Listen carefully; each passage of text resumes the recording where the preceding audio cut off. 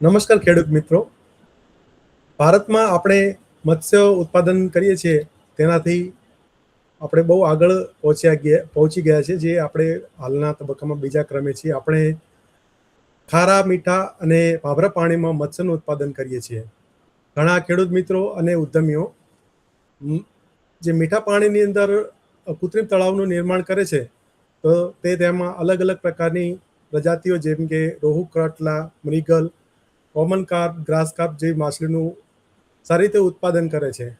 પરંતુ ઘણી વખત એવું બને છે કે જે પાણી અને જે જમીન હોય છે આ તળાવની, એની ગુણવત્તા અમુક વાર બગડે છે. જેમ કે એની અંદર ઓક્સિજનનું જે પ્રમાણ છે એ ઘટી જાય, એમોનિયાનું પ્રમાણ વધી જાય, અને એના લીધે જે માછલીઓ જે છે એનો જે મૃત્યુ દર છે એ વધી જાય છે. સાથે સાથે તેનો જે જીવન દર છે એ ઘણો ઘટી જાય એવું બને છે. તો આ પ્રકારનું નુકસાન ન થાય એના માટે આપણે આજના આ મહત્વના વિષય ઉપર ચર્ચા કરવી ખૂબ જરૂરી છે. તો એના માટે મત્સ્ય વિજ્ઞાન મહાવિદ્યાલય વેરાવળથી આપણી સાથે હાજર છે આસિફ ભાદરકાજી. આસિફ ભાદરકાજી આપણાને મીઠા પાણીમાં જે મત્સ્ય પાલન કરીએ છીએ કૃત્રિમ તળાવથી, તો એમાં પાણી અને જમીનનું જે વ્યવસ્થાપન કેવી રીતે કરવું એના વિશે માર્ગદર્શન આપશે શ્રી આસિફ ભાદરકાજી.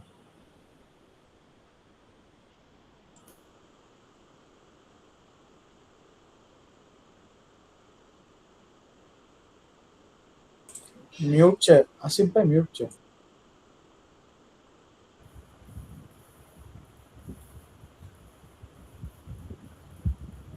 નમસ્કાર મત્સ્યપાલકો. વિસ્તરણ શિક્ષણ નિયામક શ્રીની કચેરી કામધેનુ યુનિવર્સિટી ગાંધીનગર દ્વારા આયોજિત ઓનલાઈન પ્રશિક્ષણ કાર્યક્રમમાં આપ સર્વેનું હાર્દિક સ્વાગત છે.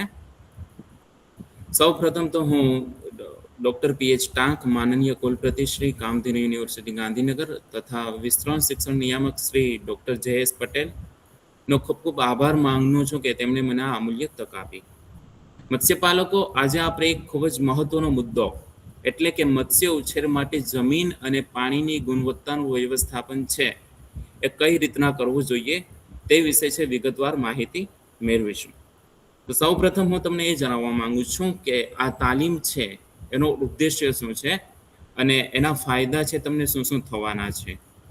તો તમે સૌ જાણો છો એ રીતના મત્સ્ય ઉછેર એ માત્ર તળાવમાં બચ્ચા નાખવા પૂરતું મર્યાદિત નથી, પરંતુ એ એક વિજ્ઞાન છે. જેમ મજબૂત પાયો હોય છે તેમ ઇમારત ટકી રહે છે, તેવી જ રીતના જો પાણી અને જમીનની ગુણવત્તા સારી હશે તો માછલીનો જો વિકાસ છે ઝડપી થાય છે. ઘણીવાર એવું બને છે કે રાત્રે ઓક્સિજન ઘટવાથી કે એમોનિયા વધવાથી અચાનક માછલીઓ જે છે એ મરી જાય છે. તો આ તાલીમ દ્વારા તમે એવા જોખમોને અગાઉથી ઓળખી શકશો. ત્રીજી વાત એ કે જો પાણી ગંદુ હશે તો માછલી જે છે ખોરાક ઓછો ખાય છે, પરિણામે જે ખોરાકનો બગાડ થાય છે. તો સાચું વ્યવસ્થાપન શીખવાથી જે છે ખોરાકનો બગાડ અટકશે, તેમજ 80% જેટલી જે બીમારીઓ જે છે એ જે અશુદ્ધ પાણી અને જે તળાવનું જે ગંદુ તળિયું હોય છે તેના લીધે થાય છે. તો સાચું વ્યવસ્થાપન શીખવાથી બીમારીઓ સામે રક્ષણ મળશે, પરિણામે જે દવા પાછળ જે ખર્ચ થાય છે તેમાં પણ ઘટાડો થશે. તેમજ વૈજ્ઞાનિક અભિગમ અપનાવવાથી જે ઓછા સમયમાં જે છે વધુ ઉત્પાદન મેળવી શકશું. એરેટર ક્યારે ચાલુ કરવું, ચૂનો જે છે ક્યારે નાખવો, પાણી ક્યારે બદલવું વગેરે વિશે જે વિસ્તૃત માહિતી છે આપણે આગળ મેળવીશું. હવે એક તમને ઉદાહરણ આપું કે મત્સ્યપાલન છે એને એક આપણે રથ તરીકે માનીને ચાલીએ. રથ હોય છે કે જેની અંદર છે 4 પૈડા હોય છે. જો 4 પૈડામાંથી કોઈ એક જે છે તેનું સંતુલન ખોરવાય તો આખો રથ છે અટકી જાય છે. તેવી જ રીતે જે છે મત્સ્યપાલન છે તો તેમાં 4 અગત્યના સ્તંભો છે: જમીન, પાણી, બીજ અને ખોરાક. જમીનની વાત કરીએ તો તે જે છે તળાવનું તળિયું કે જે માછલીનું ઘર છે. જો જમીનની અંદર હાનિકારક વાયુઓ હશે અથવા જે જરૂરી પોષક તત્વો છે જેવા કે નાઇટ્રોજન, ફોસ્ફરસ વગેરેનો અભાવ હશે તો માછલી જે છે એનો વિકાસ નહીં થાય. તેવી જ રીતના પાણી એ માછલી માટે હવા સમાન છે. પાણીના પરિમાણો જેવા કે ઓક્સિજન, પીએચ, તાપમાન વગેરેનું જે છે સંતુલન જાળવવું ખૂબ જ જરૂરી છે. જો આ સંતુલન ખોરવાશે તો જે છે માછલી એ તણાવમાં આવી જશે અને પરિણામે તે જે બીમાર પડશે. બીજની વાત કરીએ, જો જેમ સારી ખેતી માટે જે સારું બિયારણ યુઝ કરીએ છીએ તેવી જ રીતના જો સારા મત્સ્યપાલન માટે શુદ્ધ અને રોગ વગરનું જે બિયારણ છે તે પસંદ કરવું જોઈએ. જો નબળું બીજ હશે તો તમે તેના પર ગમે તેટલું મોંઘું ખાતર આપશો, ગમે તેટલો મોંઘો ખોરાક આપશો તો પણ જે છે માછલી તમારી ક્યારેય વજન નહીં પકડે. અને ચોથો, ખોરાક કે માછલીના વજન મુજબ જે છે એને પૂરતો ખોરાક આપવો જોઈએ. અને તળાવની અંદર હાજર કુદરતી ખોરાક જે પ્લવકોના સ્વરૂપમાં હોય છે અને જે બહારથી આપણે જે ખોરાક આપીએ છીએ પૂરક ખોરાક, બંને વચ્ચેનું જે સંતુલન છે એ જળવાઈ રહેવું જોઈએ. મત્સ્યપાલકો જે છે એ ખોરાકનું તો ઘણો મોંઘો ખોરાક આપે છે, ખાતર આપે છે, પરંતુ તે લોકો જે છે જમીન અને પાણીનું છે એ ભૂલી જાય છે. તો આપણે આ લેક્ચરમાં જે છે સૌથી મહત્વના બે સ્તંભો એટલે કે જમીન અને પાણી વિશે છે વિગતવાર ચર્ચા કરીશું. મત્સ્યપાલકો, તમે અહીં જોઈ શકો છો કે અહીં સરખામણી આપેલી છે કે સામાન્ય પદ્ધતિથી માછલી ઉછેર કરીએ તો તેનાથી શું થાય છે અને જ્યારે વૈજ્ઞાનિક પદ્ધતિથી જે માછલી ઉછેર કરીએ તો શું જોવા મળે છે. તો સામાન્ય પદ્ધતિથી માછલી ઉછેર કરીએ છીએ તો તમે જોઈ શકો છો કે માછલીનો જે જીવન દર છે તે 60 થી 70% જેટલો મળે છે.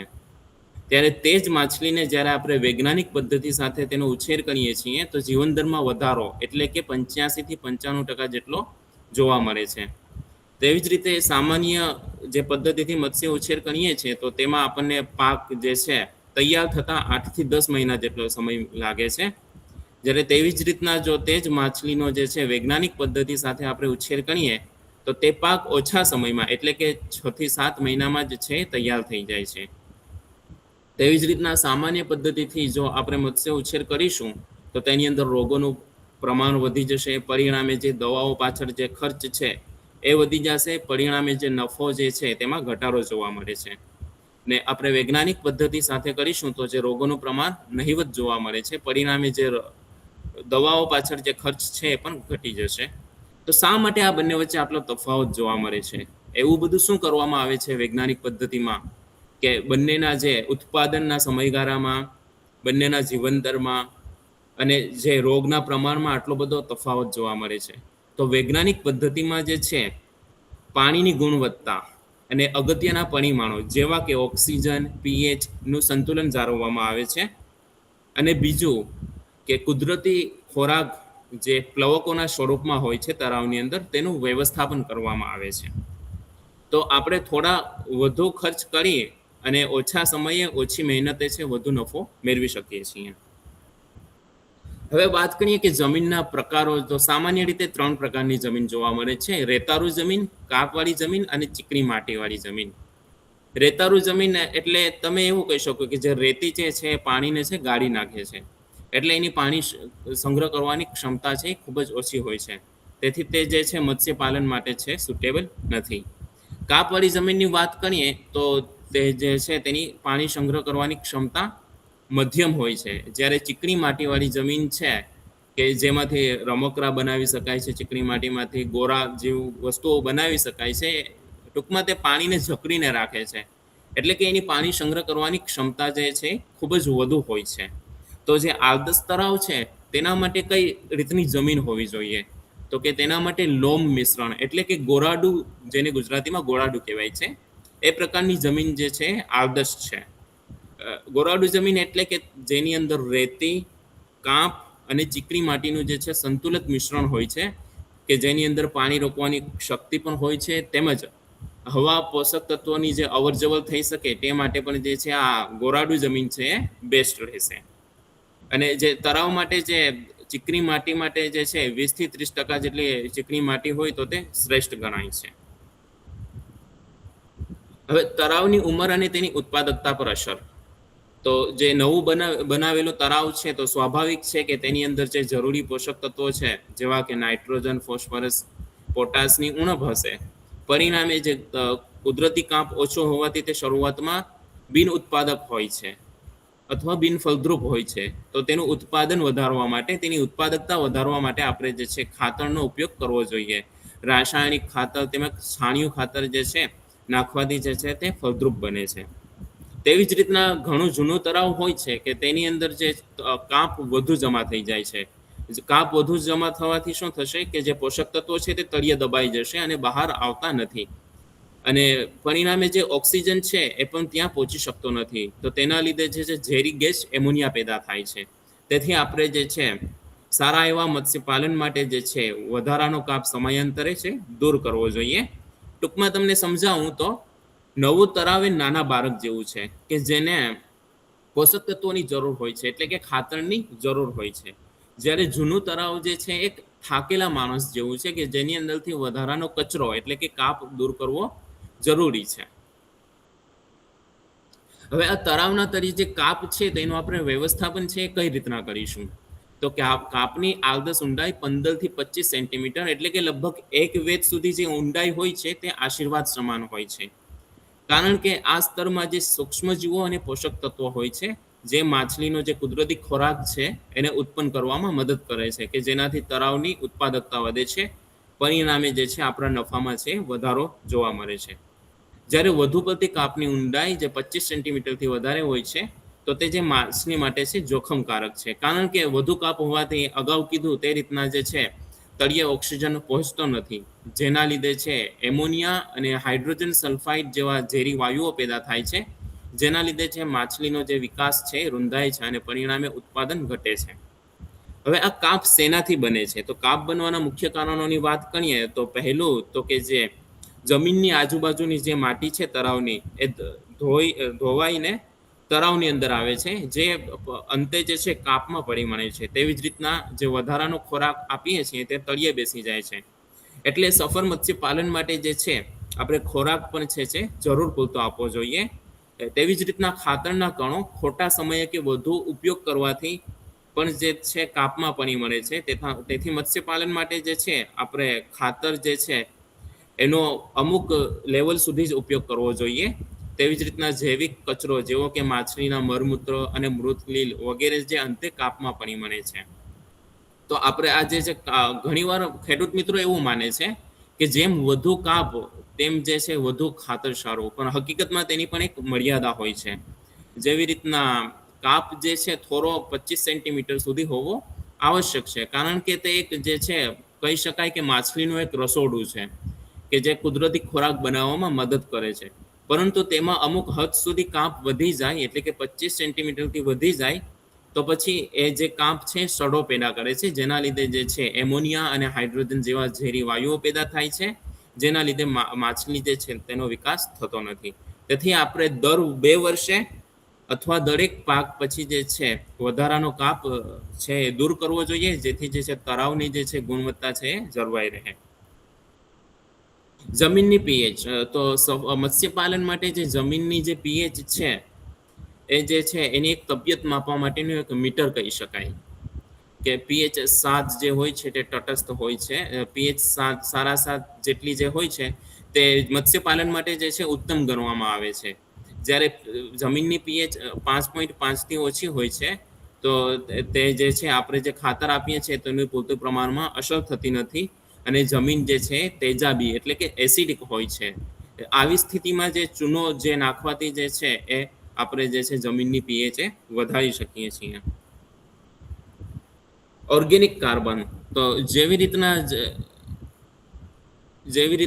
જે છે આપણે ખેતી જે છે ખેતરની અંદર ખેડૂત લોકો જે ખાતર નાખે છે જમીનને સુધારવા માટે, તેવી જ રીતના જે છે મત્સ્યપાલનના તળાવ માટે જે છે ઓર્ગેનિક કાર્બનની જરૂર છે. કારણ કે આ જે ઓર્ગેનિક કાર્બન છે તે સૂક્ષ્મ જીવાણુઓ માટે ખોરાક અને જમીનમાં પોષક તત્વો છૂટા પાડવામાં મદદ કરે છે. સારા જે 1.5 થી 2.5% જેટલું ઓર્ગેનિક કાર્બનનું પ્રમાણ જે છે એ મત્સ્ય ઉત્પાદન માટે જે ઉત્તમ ગણાય છે. જ્યારે 2.5% થી વધી જાય છે તો સૂક્ષ્મ જીવાણુઓ જે છે તેનું પ્રમાણ વધી જાય છે. પરિણામે તે લોકો જે છે ઓક્સિજન વાપરી નાખે છે. તેથી જે માછલી જે છે તેના માટે તે જોખમકારક છે. તેથી જે છે આપણે આપણા જમીનનો જે સંતુલિત કાર્બન છે તેની જે છે વ્યવસ્થિત જે છે કીટ દ્વારા માપણી કરવી જોઈએ અને 1.5 થી 2.5% જેટલો હદમાં જે છે ઓર્ગેનિક કાર્બન રહેવો જોઈએ. અને બીજું તમે કઈ રીતના જાણી શકશો કે તમારી જમીન છે તો તેની અંદર જે ઓર્ગેનિક કાર્બન ઓછો છે? તો દેશી પદ્ધતિથી એ રીતના જાણી શકાય કે તમે ગમે તેટલું ખાતર નાખો છો છતાં પણ જે પાણીનો રંગ છે એ લીલો નથી થતો, તો એનો મતલબ એવો કે તમારી જમીન છે તેની અંદર ઓર્ગેનિક કાર્બન છે એની ઉણપ છે. ઉપલબ્ધ નાઇટ્રોજન અને ફોસ્ફરસ. નાઇટ્રોજન અને ફોસ્ફરસ જેનું યોગ્ય સંતુલન જે તળાવની જમીનની અંદર હશે તો જે કુદરતી ખોરાક છે વનસ્પતિજન્ય પ્લવકો તે છે તેના ઉત્પાદનમાં મહત્વનો ભાગ ભજવે છે. અને તે જે કુદરતી ખોરાક છે તે પ્રોટીનથી ભરપૂર હોય છે.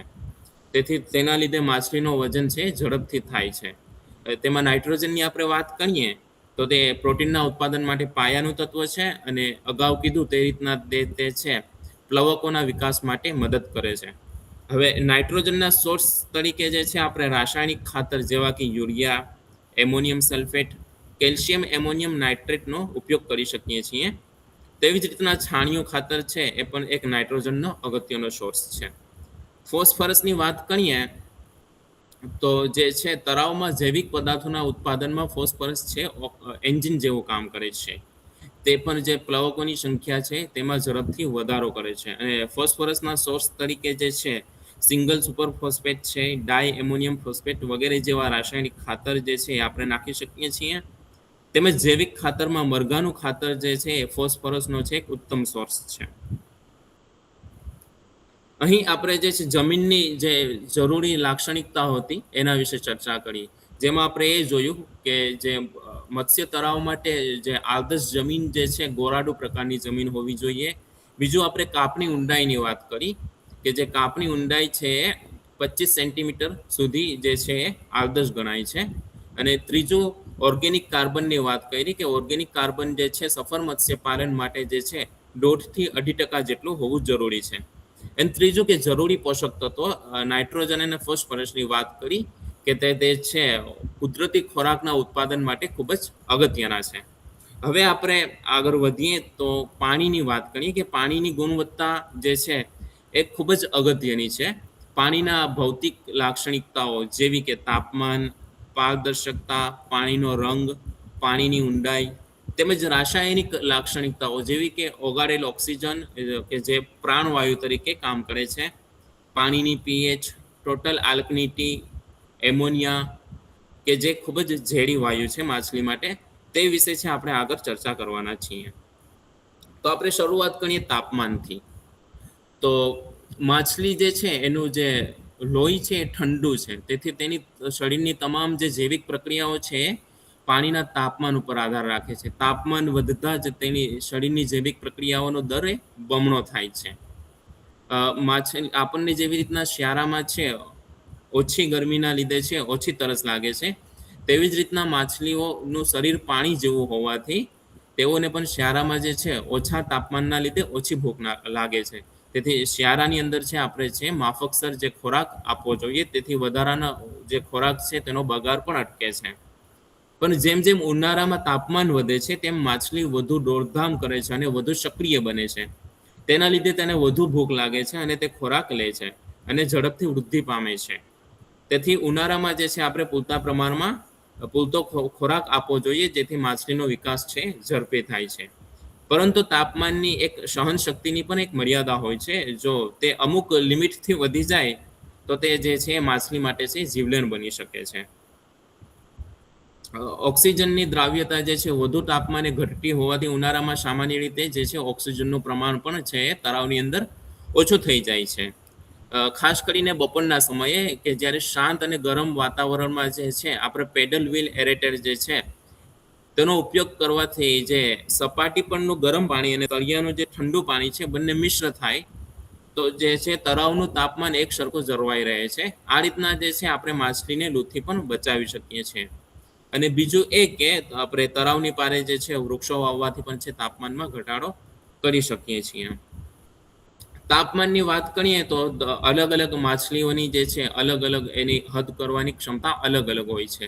ઠંડા પાણીની માછલી છે જેની વાત કરીએ તો જેનો જે છે અનુકૂળ તાપમાનની હદ જે છે 14 થી 18 ડિગ્રી સેલ્સિયસની વચ્ચે હોય છે. પરંતુ સામાન્ય રીતે ઠંડા પાણીની જે માછલીઓ જે છે એનો આપણા ગુજરાતમાં જે છે એનો ઉછેર થતો નથી. જ્યારે ગરમ પાણીની માછલી જેવી કે કટલા, રોહુ, મૃગલ વગેરે માટે જે તાપમાનની હદ છે 24 થી 30 ડિગ્રી સેલ્સિયસ જેટલી હોય છે. હવે વાત કરીએ આપણે ઓગારેલ ઓક્સિજન પ્રાણવાયુ. તમે સૌ જાણો જ છો કે માછલી જે શ્વસન માટે જે છે પાણીની અંદર ઓગળેલ ઓક્સિજન છે તેનો ઉપયોગ કરે છે. અને આ ઓક્સિજનનો જે સ્ત્રોત શું છે?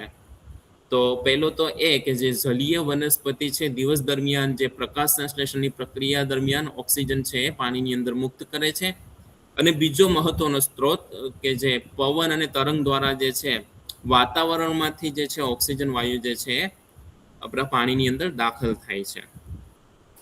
અહીં તમે જોઈ શકો છો કે જે ઓક્સિજનનું ઇનપુટ જે છે ફાઇટોપ્લેન્ક્ટોન દ્વારા જે પ્રકાશ સંશ્લેષણની પ્રક્રિયા દ્વારા થાય છે, જ્યારે વાતાવરણમાંથી પણ પવન, તરંગો અને પ્રવાહો દ્વારા જે છે ઓક્સિજન છે એ પાણીની અંદર ઉમેરાય છે. જ્યારે આપણી માછલી છે તે જ ઓક્સિજન છે તેનો ઉપયોગ કરે છે. ત્યારે રાત્રે જે છે પ્રકાશ સંશ્લેષણની પ્રક્રિયા થતી નથી, તો જે ફાઇટોપ્લેન્ક્ટોન છે જલીય વનસ્પતિઓ જે છે એ રાત્રે ઓક્સિજનનો ઉપયોગ કરે છે. એટલે રાત્રે માછલી અને વનસ્પતિ એમ બંને દ્વારા જે છે ઓક્સિજનનો ઉપયોગ થતો હોવાથી સૂર્યોદય સુધી છે તેનું પ્રમાણ ઉત્તરોત્તર ઘટતું જાય છે. અને આખો દિવસ અને આ રાત છે ઓગારેલા ઓક્સિજનની માત્રાની રેન્જ જે છે એ 2 થી 12 મિલીગ્રામ પર લિટર જેટલી હોય છે. પરંતુ મત્સ્ય ઉછેરના તળાવ માટે છે ઓછામાં ઓછો 3.5 મિલીગ્રામ પર લિટર ઓક્સિજન હોવું જરૂરી છે. જો ઓક્સિજન ઓછો હશે 1 મિલીગ્રામ પર લિટરથી, તો જે માછલીઓ છે તે ખોરાક ખાવાનું મૂકી દે છે, ગુંગળામણ અનુભવે છે અને તે છે ટૂંકા ગાળામાં જ છે તેમનું મૃત્યુ થાય છે. જ્યારે ઓક્સિજન જે છે 5 મિલીગ્રામ પર લિટરથી ઓછો હશે તો માછલીઓ જે છે તણાવમાં આવી જાય છે. સ્વાભાવિક છે કે જો તણાવમાં આવી જશે તો તેઓ ખાવાનું બંધ કરી દેશે અને રોગ પણ થશે. પરિણામે જે તેનો વિકાસ છે અટકી જાય છે. ત્યારે આવા સમય દરમિયાન જે છે આપણે ખોરાક આપવાનું ઓછું કરવું જોઈએ અને ઓક્સિજન વધારવાના પ્રયત્ન કરવા જોઈએ. હવે ઓક્સિજન કઈ રીતના વધારવું તેની પણ આપણે આગળ ચર્ચા કરીશું. જ્યારે ઓક્સિજનની માત્રા જે છે એ 5 મિલીગ્રામ પર લિટરથી વધારે હશે તો તે માછલીઓ માટે છે ખૂબ જ સારું છે, કારણ કે આ લેવલ દરમિયાન જે છે તે ખોરાક પણ સારી રીતે લે છે અને તેની જે મેટાબોલિક એક્ટિવિટી હોય છે તે પણ ઝડપી હોય છે, તેથી તેનો વિકાસ છે એ પણ ઝડપી થાય છે. હવે ખેડૂત મિત્રો, તમને કઈ રીતના ખબર પડશે કે ભાઈ તમારું જે તળાવનું પાણી છે તેની અંદર ઓક્સિજન ઓછો છે? તો માછલી અમુક એવા પ્રકારનું વર્તન કરે છે જેનાથી આપણને ખબર પડી જશે કે ભાઈ જે ઓક્સિજન છે તળાવની અંદર છે ઘટી ગયો છે. જેમ કે માછલીઓ જે છે પાણીની સપાટી પર બહાર આવીને મોઢું બહાર કાઢીને હવા લેવાનો પ્રયત્ન કરે છે, જેવી રીતના તમે આ ફોટામાં જોઈ શકો છો.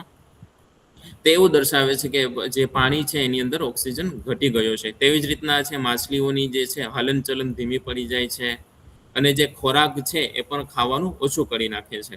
તો તેના ઉપરથી આપણને એ ખબર પડી જશે કે ભાઈ આપણું જે તળાવ છે એની અંદર જે ઓક્સિજન છે એનું પ્રમાણ ઓછું છે. તો હવે ઓક્સિજનનું પ્રમાણ છે કઈ રીતના વધારી શકાય? તો સૌથી એક સરળ ઉપાય છે કે જે આપણે એરેટર જે છે એનો ઉપયોગ કરીને જે છે ઓક્સિજનનું પ્રમાણ વધારી શકીએ છીએ. પછી જે પાણીની અંદર છબછબિયા બોલાવીને પણ ઓક્સિજનનું પ્રમાણ વધારી શકાય છે. અગત્યના સૂચનો, ખાસ આ બાબતોનું ધ્યાન રાખવું જોઈએ કે જે ખાતર જે છે એનો યોગ્ય માત્રામાં ઉપયોગ કરવો જોઈએ, કારણ કે જે તળાવના તળિયે જે ખાતરનું વિઘટન થશે તો ત્યાં પણ ઓક્સિજનનો વપરાશ થશે. તેથી જે માછલી માટે જે જરૂરી ઓક્સિજન છે તેનું પ્રમાણ ઘટી જશે. તેવી રીતના જે વધુ માત્રામાં જે સંગ્રહિત મત્સ્યબીજવાળો તળાવ હોય છે તો તેમાં સવારે 9 થી 10 અને સાંજે જે છે 4 થી 5 વાગે કે જ્યારે જે તાપમાન જે છે ઓછું હોય છે એ દરમિયાન જે ખોરાક આપવો જોઈએ, કારણ કે તાપમાન ઓછું હશે તો તે દરમિયાન જે ઓક્સિજનનું પ્રમાણ છે એ સારું હશે. તેથી માછલી જે છે એ ખોરાક છે એ સારી રીતે લઈ શકે છે. હવે ઓક્સિજન છે તો એને માપવો કઈ રીતના? તો ઓક્સિજન માપવા માટે જે છે ઓક્સિજન મીટરનો પણ યુઝ થાય છે. અને તમે ફાર્મ ઉપર છે ઝડપથી ગણતરીની મિનિટોમાં જે છે ઓક્સિજન માપવા માટેની કીટ માર્કેટમાં અવેલેબલ છે, તેના દ્વારા પણ જે છે માપી શકો છો. અને લેબોરેટરીમાં જે તેનું માપન જે છે વિન્કલર પદ્ધતિથી કરવામાં આવે છે. હવે વાત કરીએ કાર્બન ડાયોક્સાઇડની. તો કાર્બન ડાયોક્સાઇડ જે છે એ અમુક લેવલ સુધી મત્સ્ય માટે ફાયદાકારક છે. બાકી અમુક લેવલ કરતાં વધી જાય તો તે ઝેરી વાયુમાં રૂપાંતરણ તેનું થઈ જાય છે. હવે કાર્બન ડાયોક્સાઇડના જે આપણા તળાવની અંદર કઈ રીતના આવે છે, તો પહેલું તો શ્વસન ક્રિયા દરમિયાન માછલીઓ જે છે શ્વસન ક્રિયા દરમિયાન ઓક્સિજન અંદર લે છે અને કાર્બન ડાયોક્સાઇડ છે તે પાણીની અંદર મુક્ત કરે છે. તેવી જ રીતના જળચર વનસ્પતિ કે જે રાત્રિ દરમિયાન શ્વસન કરે છે ત્યારે તે પણ જે છે કાર્બન ડાયોક્સાઇડ છે હવાની આપણે પાણી જે છે એની અંદર મુક્ત કરે છે. બીજો મુખ્ય સ્ત્રોત જે છે વિઘટન, કે તળાવના તળિયે નકામો કચરો છે, વધારાનો ખોરાક જે છાણ છે વગેરે સડવાથી જે છે કાર્બન ડાયોક્સાઇડ મુક્ત થાય છે. અને ત્રીજું વાતાવરણમાંથી જે છે સીધો પાણીની અંદર કાર્બન ડાયોક્સાઇડ છે ઓગળે છે. આમ આ મુખ્ય 3 રીતે જે છે એ કાર્બન ડાયોક્સાઇડ છે આપણા તળાવમાં આવે છે. હવે તેની માછલી ઉપર શું અસર થાય છે, તો અગાઉ કીધું એમ માછલીમાં જે પાણીનું જે કાર્બન ડાયોક્સાઇડનું પ્રમાણ સામાન્ય રીતે જે 5 થી 10 મિલીગ્રામ પર લીટર સુધી છે એ સુરક્ષિત ગણાય છે. જો તેનું પ્રમાણ 20 ppm થી વધી જાય તો માછલી જે છે ગુંગળામણ અનુભવે છે, તેની જે લોહીમાં ઓક્સિજન લેવાની ક્ષમતા ઘટે છે. અને બીજું એ કે કાર્બન ડાયોક્સાઇડ છે પાણીમાં ઓગળીને કાર્બોનિક એસિડ બનાવે છે, જેના લીધે જે પાણીની pH પણ ઘટે છે. અને pH ઘટે છે તો તેના લીધે છે માછલી છે જે તાણમાં આવી જાય છે અને તે છે ખોરાક લેવાનું બંધ કરી દે છે. પરિણામે જે તેના વિકાસમાં છે ઘટાડો જોવા મળે છે. હવે કાર્બન ડાયોક્સાઇડ છે તો તેનું વ્યવસ્થાપન છે આપણે કઈ રીતના કરવું જોઈએ, તો ચૂનાના ઉપયોગથી છે આપણે કાર્બન ડાયોક્સાઇડનું પ્રમાણ જે વધારી શકીએ છીએ. કારણ કે કૃષિ ચૂનો જે છે તેને નાખવાથી છે કાર્બન ડાયોક્સાઇડ છે નિયંત્રિત થાય છે. અને બીજું એરેશન ચાલુ કરવાથી જે છે એ તળાવની અંદર ઓક્સિજન વધી જશે, જેના લીધે જે વધારાનો કાર્બન ડાયોક્સાઇડ છે એ પણ વાતાવરણમાંથી મુક્ત થઈ જાય છે. પીએચની વાત કરીએ તો પીએચ એટલે એક જમીનની જે તબિયત માપવા માટેનું એક મીટર છે, તેવી રીતના તે એક મત્સ્યપાલન માટે એક બ્લડ પ્રેશર જેવું છે. આપણે જેમ મનુષ્યની અંદર બીપી વધઘટ થઈ રાખે તો ઘણા બધા પ્રોબ્લેમ આવે છે, તેવી જ રીતના જો પીએચમાં પણ વધઘટ થાય તો જે છે માછલીઓ જે છે તે તણાવમાં આવી જાય છે. તેથી પીએચ છે સ્થિર હોવી ખૂબ જ જરૂરી છે. જો પીએચ જે છે 7 થી ઓછી હશે તો તે એસિડિક પાણી કહેવાશે, તેજાબી પાણી જેને કહેવાય. જ્યારે 7 પીએચ જે છે તટસ્થ છે.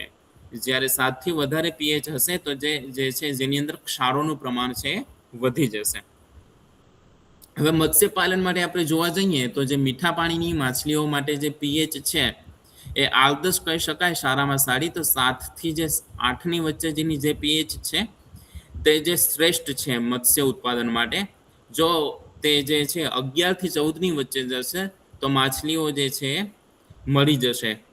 તેવી જ રીતના જો પીએચ ઘટી જશે એટલે કે 5 ની નીચે જશે તો પાણી જે છે એસિડિક બની જશે, પરિણામે જે માછલીઓ જે છે મરી જશે. ખાસ કરીને બપોરના સમયે પીએચ ખૂબ વધી જાય છે, કારણ કે બપોરના સમયે તાપમાન વધુ હોવાથી જે તળાવના પાણીની બફર ક્ષમતામાં જે છે ચેન્જીસ થાય છે, તેના લીધે પીએચમાં પણ વધારો થતો જોવા મળે છે. અને તે અટકાવવા માટે જે છે આપણે ફાઇટોપ્લેન્ક્ટનની વધુ પડતી વૃદ્ધિને જે છે રોકવી જરૂરી બની શકે છે. ફાઇટોપ્લેન્ક્ટન એક જે માછલી માટે કુદરતી ખોરાક છે, પરંતુ તેનો વધુ પડતી વૃદ્ધિ પણ જે છે એ નુકસાનકારક છે. દરેક વસ્તુ જે છે અમુક હદ સુધી સારી હોય છે. અને જ્યારે પીએચ 7 ની નીચે હોય છે ત્યારે આપણે જે છે ચૂનો ઉમેરીને જે છે પાણીની પીએચ છે વધારી શકીએ છીએ. હવે તમને કઈ રીતના ખબર પડશે કે ભાઈ જે મારો તળાવ છે તેની અંદર જે પાણી છે જેની પીએચ બગડી ગઈ છે, તો માછલીના અમુક વર્તન ઉપરથી જે છે તમે જાણી શકશો કે પીએચ છે તેમાં ચેન્જીસ થયો છે. જેમ કે પાણીના શરીર માછલીનું જે શરીર છે તે ચીકણો પદાર્થ વધી જશે. ઘણીવાર જે માછલીની આંખો છે સફેદ પડવા લાગશે, અને જે ડોરા જે છે આવી રીતના આકૃતિમાં બતાવ્યા છે તે રીતના જે છે બહાર આવી જાય છે. પછી માછલી જે છે તણવાની રીત પણ જે થોડી અસામાન્ય રીતે તળે છે. અને તળાવમાં જે છે પ્લેન્કટોન જે હોય છે પ્લવકો, જેનો વિકાસ પણ છે અટકી જાય છે. જો આમાંથી તમને કોઈ એક નિશાની દેખાય તો તમારે સમજી જવું કે તમારી જે પાણીની પીએચ છે તેમાં ગડબડ છે, તો તમારે તેમાં ચૂનો નાખી અને જે છે એ તેમાં સુધારો કરવો જરૂરી છે. હવે પીએચ છે ને સુધારી કઈ રીતના શકાય? તો જો જે છે પાણી એસિડિક હોય છે, એટલે કે આપણા પાણીની પીએચ 7 થી નીચે હોય ત્યારે આપણે ચૂનો અથવા કડી ચૂનો જે છે તે વાપરીને જે પીએચ છે એને વધારી શકીએ છીએ. અને આ જે ચૂનો જે છે માછલીના બીજ નાખવાના 15 દિવસ પહેલા નાખવો શ્રેષ્ઠ ગણાય છે. તેવી જ રીતના જો પાણીની પીએચ વધુ હોય તો તેને ઘટાડી કઈ રીતના શકાય? તો કે જીપ્સમ જે છે, જે વધુ પડતું ક્ષારીય હોય તો જીપ્સમનો ઉપયોગ કરીને આપણે જે છે પીએચ છે ઘટાડી શકીએ છીએ. તેવી જ રીતના છાણ કે અન્ય સેન્દ્રિય ખાતર નાખવાથી પણ છે પીએચ નીચો લાવી શકાય છે. કારણ કે જે છાણ કે સેન્દ્રિય ખાતર જે છે તેનું વિઘટન થવાથી કાર્બન ડાયોક્સાઇડ મુક્ત થાય છે, અને કાર્બન ડાયોક્સાઇડ મુક્ત થાય છે તે પાણી સાથે પ્રક્રિયા કરી અને કાર્બોનિક એસિડ બનાવે છે, કે જે છે એસિડિક ગુણધર્મ ધરાવે છે. પરિણામે જે છે પાણીની પીએચ છે ઓછી થઈ જાય છે. હવે ચૂનો ક્યારે નાખવો જોઈએ? તો પીએચ 7 અથવા 6.5 થી ઓછી હોય તો જ ચૂનો નાખવો જોઈએ, અને અંદાજે નાખવાને બદલે છે પહેલા પાણી છે તપાસવું જોઈએ છે. પીએચ નું માપન છે તમે સરળતાથી છે કીટ દ્વારા અથવા પીએચ સ્ટ્રીપ આવે છે તેના દ્વારા તમે ગણતરીની મિનિટોમાં જ છે પીએચ નું માપન પણ કરી શકો છો. અને ચૂનાને જે છે પાવડર તરીકે છાંટવા કરતાં પાણીમાં જે છે ઓગાળીને આખા તરાવમાં સરખી રીતના પહોંચી જાય તે રીતના નાખશો તો તેની વધુ અસર રહેશે. અને ચૂનો નાખ્યા પછી તરત ખાતર નાખવું નહીં. ઓછામાં ઓછો જે છે 1 અઠવાડિયાનો બંને વચ્ચે ગેપ રાખવો જરૂરી છે. હવે પીએચ છે આપણે કઈ રીતના માપી શકીએ?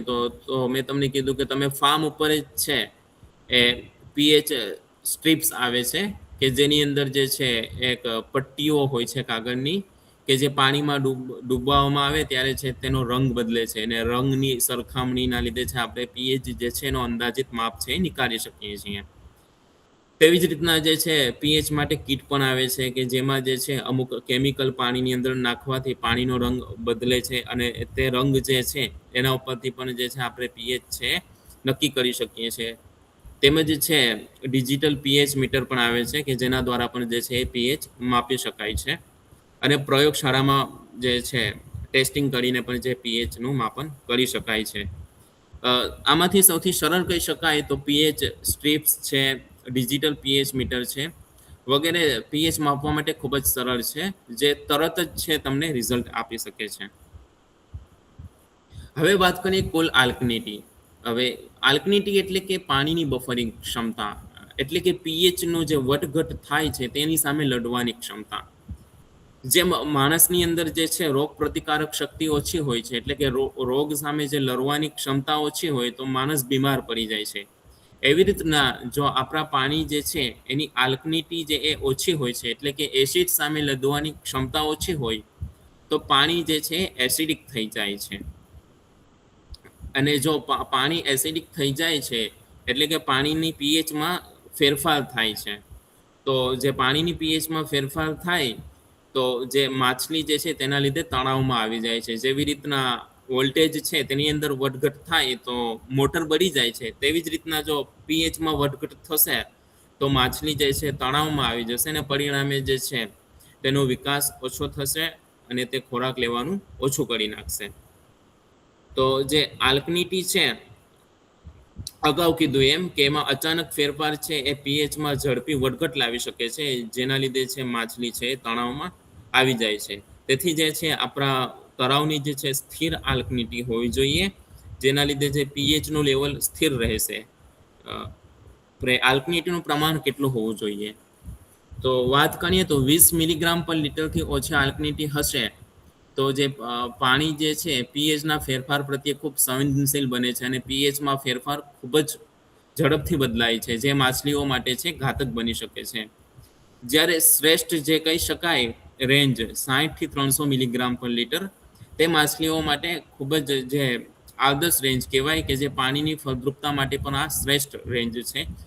અને આ રેન્જ ઉપર જો જે આપણે ખાતર આપશું તો તેનો પણ જે છે ફાયદો દેખાશે. જ્યારે વધુ પ્રમાણમાં પણ આલ્કનિટી હોય તો તે પણ નુકસાનકારક છે કે વધુ પડતા ક્ષારોના લીધે જે છે તળાવની જે છે ઉત્પાદકતા છે એ ઘટી શકે છે. એટલે ટૂંકમાં કહું તો આલ્કની રાખો 60 થી ઉપર તો માછલી ઉછેર થશે સુપર. અમુક ધ્યાનમાં રાખવા જેવી બાબતો જેવી કે ઓછી આલ્કનિટી ધરાવતા પાણીમાં જે છે માછલીઓને ચાંદા પડવાની પણ શક્યતા વધી જાય છે. અને જો આલ્કનિટી ઓછી હોય તો એ ચૂનો જે છે એ સૌથી અસરકારક અને સરળ ઉપાય છે કે ચૂનો નાખવાથી અગાઉ કીધું એમ પાણીની એસિડિટી ઘટે છે, તેથી જે છે પાણીની બફરિંગ ક્ષમતા વધે છે. અને આલ્કનિટીની પણ ચકાસણી જે છે આપણે કીટ દ્વારા કરી શકીએ છીએ. અને ખાસ કરીને જે ચોમાસા દરમિયાન કે જ્યારે વરસાદનું પાણી તળાવમાં ભરે છે ત્યારે તે જે છે આલ્કનિટીમાં ઘણો બધો વધારો ઘટાડો થતો જોવા મળે છે. એટલે ત્યારે તે સમય દરમિયાન જે છે આલ્કનિટી છે રેગ્યુલર જે છે કીટ દ્વારા જે છે તેની તપાસણી કરતી રહેવું જોઈએ. હવે પાણીનો રંગ અને ડોહરાશ. રંગની વાત કરીએ, સામાન્ય રીતે લીલો અથવા તપકીરિયા કલરનું જે પાણી હોય છે, જે તમે આકૃતિમાં જોઈ શકો છો, તે પાણી જે છે મત્સ્યપાલન માટે ખૂબ જ શ્રેષ્ઠ ગણાય છે. કારણ કે તે જે પાણી છે તેની અંદર જે છે કુદરતી ખોરાક જે છે એ પૂરતા પ્રમાણમાં હોય છે. અને જે કુદરતી ખોરાક જે છે પ્લવકો, જે વાનસ્પતિજન્ય પ્લવકો કહેવાય છે, કે જે પ્રકાશ સંશ્લેષણની પ્રક્રિયા દરમિયાન જે છે તળાવની અંદર ઓક્સિજન પર વધારશે, પરિણામે જે ઝેરી વાયુ જે છે તેની અંદર પણ ઘટાડો થાય છે. જ્યારે ડોરું અથવા માટીવાળું પાણી હોય છે તો તે સ્વાભાવિક છે કે સૂર્યપ્રકાશને નીચે નહીં જવા દે, અને જો સૂર્યપ્રકાશ નીચે નહીં જાય તો પ્રકાશ સંશ્લેષણની પ્રક્રિયા નહીં થાય. તેના લીધે જે વનસ્પતિ આલ્ગી જે કહેવાય છે પ્લવકો, તે ઉગતા નથી, પરિણામે ઓક્સિજન છે ઘટે છે. અને બીજું એ કે માછલીના જે માટીના જે નાના નાના કણો છે તે માછલીની ચૂઈ જે છે ગિલ્સ તેની અંદર ફસાઈ જાય છે, પરિણામે જે માછલી છે તેને શ્વાસ લેવામાં તકલીફ પડી શકે છે. અને ત્રીજું કે કાદવવાળા પાણીમાં જે છે બ્લુ ગ્રીન આલ્ગી, કે જે ખૂબ જ હાનિકારક આલ્ગી છે, જે માછલીના માંસમાં માટી જેવી ગંધ અને ખરાબ સ્વાદ પેદા કરે છે. હવે તમને કઈ રીતના ખબર પડશે કે તમારો પાણીનો રંગ જે છે માટીના લીધે ડોરો છે અથવા કુદરતી ખોરાકના લીધે ડોરો છે? તો તમારે તળાવનું પાણી જે છે કાચના ગ્લાસમાં ભરીને રાખવાનું અને સ્થિર રહેવા દેવાનું થોડો સમય. જો થોડા ટાઈમ પછી જો જે કચરો જે છે વધારાનો તે તળિયામાં બેસી જશે તો એવું સમજવું કે જે પાણી ડોરું છે તે માટીના કણોના લીધે છે. અને જે પાણીનો રંગ લીલો રહેશે અને જે વધારાનો કચરો જે તળિયે નહીં બેસે તો એવું સમજવું કે જે પાણીનો રંગ ડોહરો છે તે કુદરતી ખોરાકના લીધે છે.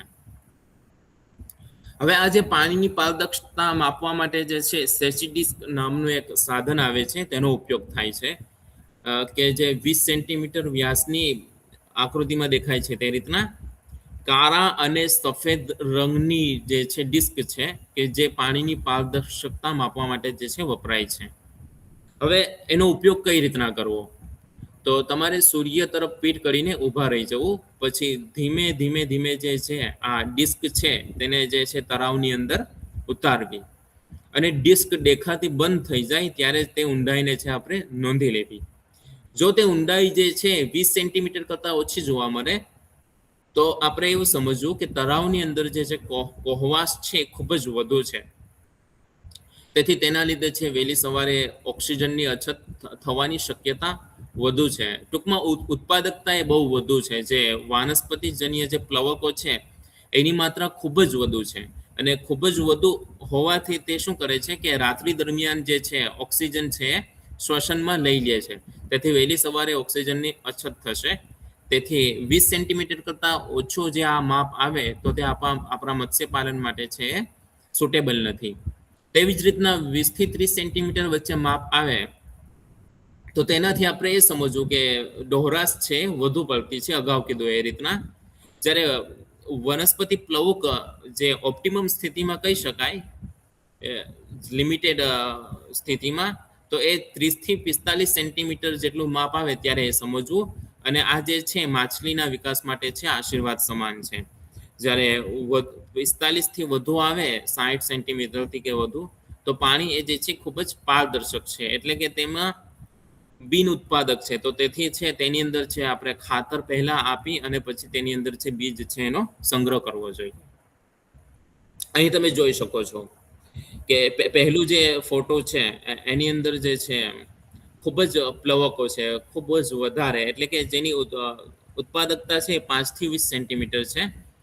એટલે ખૂબ ગીચતાના લીધે જે છે ઓક્સિજન છે ઓછો થઈ જશે અને તેના લીધે છે ઝેરી એમોનિયાનું પ્રમાણ વધી જશે. એટલે આવા તળાવની અંદર છે માછલી પાલન કરવું જોખમી છે. તેવી જ રીતના બીજા ફોટામાં તમે જોઈ શકો છો કે જે પાણીનો જે રંગ છે ખૂબ જ લીલો છે, જે પણ સૂચવે છે કે તેની અંદર પણ છે પ્લવકોની સંખ્યા છે ખૂબ જ વધારે પ્રમાણમાં છે, જેના લીધે છે તે ઓક્સિજન ઓછો થવાની જોખમ રહે છે. અને ઓછો ઓક્સિજન હશે તો સ્વાભાવિક છે કે ઝેરી એમોનિયા છે તેનું પ્રમાણ છે વધવાનું છે. તેથી આવા જે પોન્ડ છે, આવા જે તળાવ છે તેની અંદર જે છે આપણે ખાતર નાખી અને જે વધારાના પ્લવકો છે દૂર કરી અને આપણે મત્સ્યપાલન કરી શકીએ છીએ. ત્રીજા ફોટામાં તમે જોઈ શકો છો કે એમાં જે છે પ્લવકો છે એ પર્યાપ્ત સંખ્યામાં અવેલેબલ છે, બહુ વધારે પણ નથી કે બહુ ઓછા પણ નથી. અને તમે તેનો રંગ પણ જોઈ શકો છો, તપકિરિયા કલર જેવો છે, જે છે માછલી પાલન માટે આદર્શ કહી શકાય. અહીં જે છે ઓક્સિજનનો અભાવ કે એમોનિયાની ઝેરી અસરો જેવું જે છે એનું જોખમ છે ખૂબ જ ઓછું હોય છે. જ્યારે ચોથો ફોટોમાં તમે જોઈ શકો છો કે જેની અંદર જે છે નીંદણ જોવા મળે છે અને જે છે પોન્ડ છે પારદર્શક છે, એટલે કે બિન ઉત્પાદક છે. જેમાં જે છે મત્સ્યપાલન છે થઈ નહીં શકે, કારણ કે તેની અંદર જે છે જરૂરી કુદરતી ખોરાક અને જરૂરી જે પોષક તત્વો હોવા જોઈએ તેનો અભાવ દેખાય છે. હવે આપણે વાત કરીએ કે પાણીની કુલ હાર્ડનેસ, પાણીની કઠિનતા. કે જે પાણીની કઠિનતા એટલે શું, તો કે તે પાણીની અંદર રહેલા કેલ્શિયમ, મેગ્નેશિયમ અને અન્ય જે ખનિજો છે એ તેનું માપ દર્શાવે છે. જો માછલીનો સ્વાસ્થ્ય અને તળાવની ઉત્પાદકતા માટે ખૂબ જ જરૂરી છે. જે કેલ્શિયમ છે તે આપણા મનુષ્યની અંદર કેમ હાડકાં અને વિકાસ માટે જરૂરી છે, તેવી જ રીતના માછલીના વિકાસ માટે, તેના હાડકાં અને ભીંગડાના વિકાસ માટે જે કેલ્શિયમ ખૂબ જ અગત્યનો છે. અને મેગ્નેશિયમ પણ જે છે પાણીના સ્વાસ્થ્ય અને પાણીની જે ફળદ્રુપતા છે તેના માટે ખૂબ જ મહત્વનું તત્વ છે. સામાન્ય રીતે જે પાણીના પ્રકારો જે છે એ હાર્ડનેસના લીધે પાડવામાં આવે છે કે 75 મિલીગ્રામ પર લીટરથી ઓછું હોય તો તે પાણીને હલકું ગણવામાં આવે છે. અને જે પાણી જે છે તેના લીધે તાણ ઊભી થાય છે. તેવી જ રીતના 75 થી 300 મિલીગ્રામ પર લીટરની વચ્ચે હોય છે તો તે મત્સ્ય ઉછેર માટે જે છે આદર્શ માનવામાં આવે છે. અને 300 મિલીગ્રામ પર લીટરથી વધુ હોય તો તે જે છે તે પાણીને કઠિન પાણી કહેવામાં આવે છે. અને તેમાં જે છે કેલ્શિયમ, મેગ્નેશિયમ જેવા ક્ષારોનું પ્રમાણ છે ખૂબ જ ઊંચા પ્રમાણમાં હોય છે, જેના લીધે તે છે માછલી માટે જીવલેણ બની શકે છે. ખાસ કરીને આપણા મીઠા પાણીની માછલીની વાત કરીએ તો જે કઠિનતા જે છે એ 60 મિલીગ્રામ પર લીટરથી ઓછી હશે તો તેના લીધે કેલ્શિયમ, પછી ફેરસ જે છે, મેગ્નેશિયમ જેવા જે પોષક તત્વો છે તેની ઉણપ સર્જાય છે. પરિણામે જે માછલી જે છે તેની અંદર તાણ ઊભું કરે છે.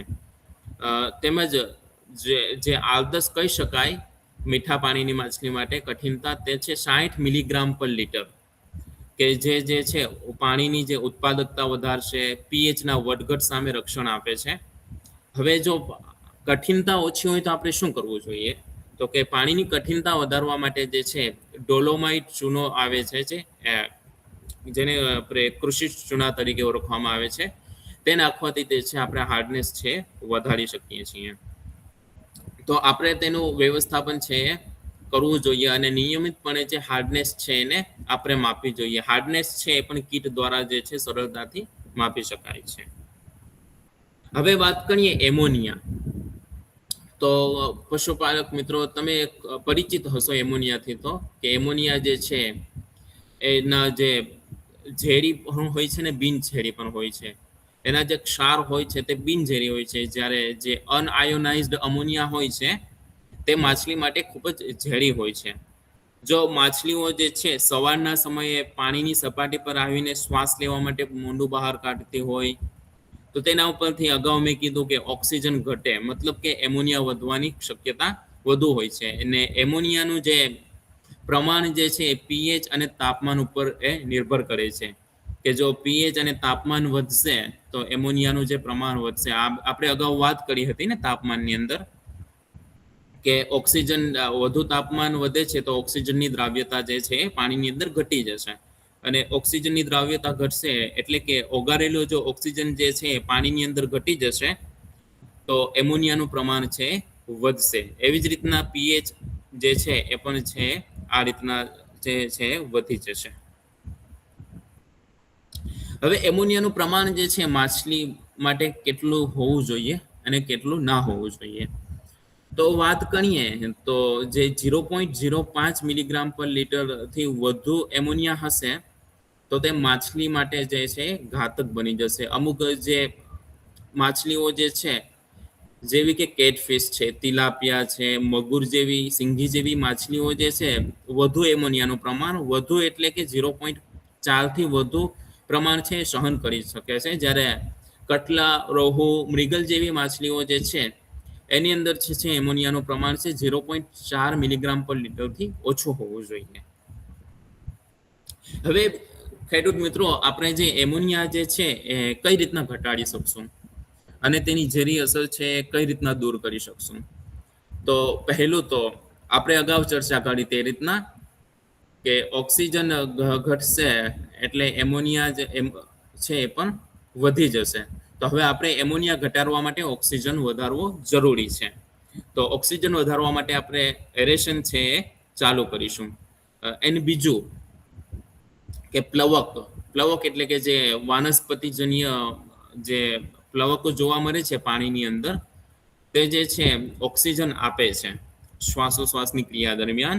તો તે દરમિયાન પણ જે છે પાણીમાં ઓક્સિજન આવવાથી જે ઝેરી એમોનિયા છે એ દૂર થશે. ત્રીજું કે જે સૂકવેલું છાણ છે એ નાખવાથી પણ છે એમોનિયા વાયુ જે છે એની ઝેરી અસર છે આપણે ઘટાડી શકીએ છીએ. તેવી રીતના રેતી છે જીઓલાઇટ બંનેનું મિશ્રણ કરી અને જે છે આપણે નાખવાથી એમોનિયા જે છે છૂટો પડે છે. અને જરૂર જરાય તો નિષ્ણાતની સલાહ મુજબ છે ફોર્મેલિનનો ઉપયોગ કરીને પણ જે છે એમોનિયાની જે આ ઝેરી અસર છે એને દૂર કરી શકાય છે. આ આપણે વાત કરી જે મેઇન જે મુખ્ય પાણીના પરિમાણો છે જે છે તાપમાન, ઓક્સિજન, પીએચ, આલ્કનિટી, પારદર્શકતા, એમોનિયા. તો કે મત્સ્યપાલન માટે જે છે તાપમાન જે છે એ આપણે કટલા, રોહુ અને મૃગલ માટે જે છે તેની આદર્શ રેન્જ છે 24 થી 30 ડિગ્રી સેલ્સિયસ વચ્ચે હોવી જરૂરી છે. તેવી રીતના ઓક્સિજનની આપણે અગાઉ વાત કરી કે જેનું પ્રમાણ છે 5 મિલીગ્રામ પર લીટર થી વધુ હોવું જરૂરી છે. ઘણી એવી માછલીઓ પણ છે કેટફિશ કે જે હવામાંથી ઓક્સિજન લઈ શકે છે, તિલાપિયા, મગુર, સિંગી કે જે ડિઝોલ્વ ઓક્સિજન જે છે ઓગાળેલું ઓક્સિજન તેની ઓછી માત્રા પણ સહન કરી શકે છે. પીએચની વાત કરીએ તો જે 7.5 થી 8.5 ની વચ્ચે હોવી જરૂરી છે. તેવી રીતના આપણે આલ્કનિટીની વાત કરી તો કે એ 75 થી વધારેમાં વધારે 300 મિલીગ્રામ પર લીટર સુધી આવશ્યક છે. પારદર્શકતાની વાત કરીએ કે જે આપણે સેચી ડિસ્ક છે તેનું માપ છે 25 થી 40 સેન્ટીમીટરની વચ્ચે હોવું આદર્શ ગણાય છે માછલી પાલન માટે.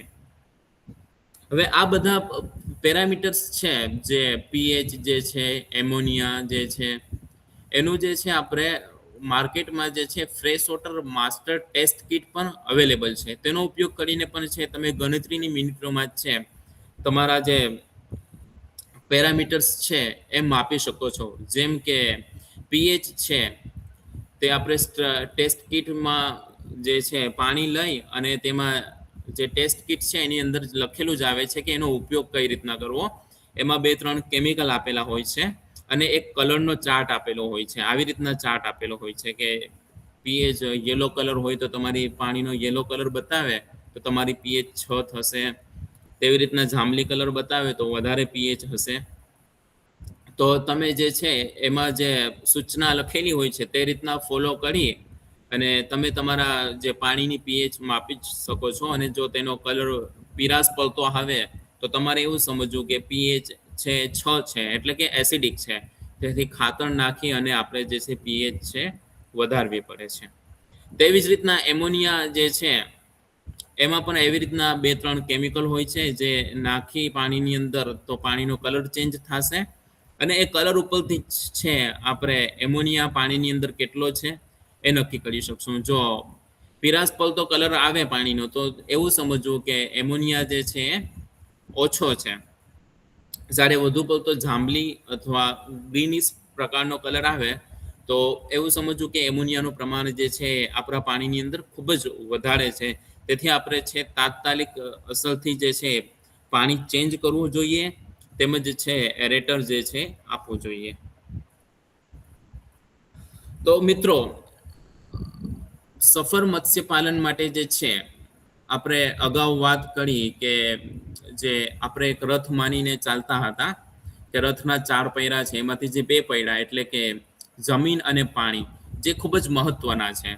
તેનું જે આપણે વ્યવસ્થાપન છે યોગ્ય ખાતર દ્વારા કરી શકીએ કે સાચા સમયે જે છે પૂરતા પ્રમાણમાં ખાતર આપી અને આપણે આપણી જમીનની જે છે ગુણવત્તા છે સુધારી શકીએ છીએ.